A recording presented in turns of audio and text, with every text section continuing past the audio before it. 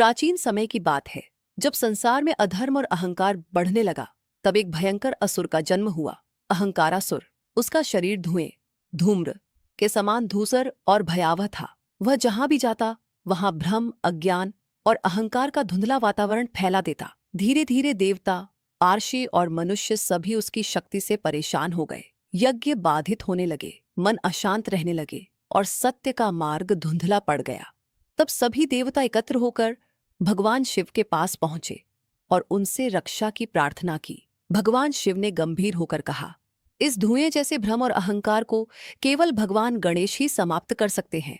जब भगवान गणेश प्रकट हुए तो उनका रूप अत्यंत अद्भुत था।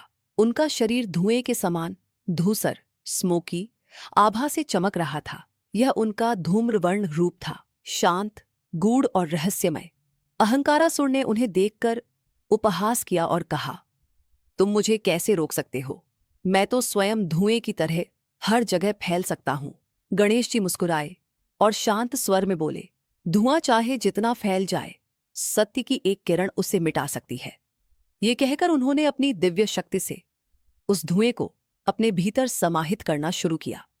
धीरे धीरे अहंकारासुर की शक्ति क्षीण होने लगी। उसका घमंड टूट गया और उसका भ्रम समाप्त हो गया।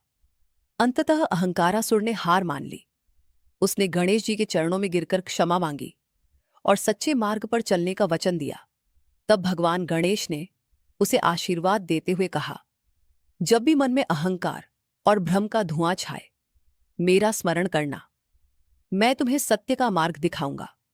तभी से गणेश जी के इस रूप को धूम्रवर्ण कहा जाने लगा, अर्थात वह जो धुएं जैसे भ्रम और अहंकार को समाप्त कर जीवन में स्पष्टता और सत्य का प्रकाश लाते हैं।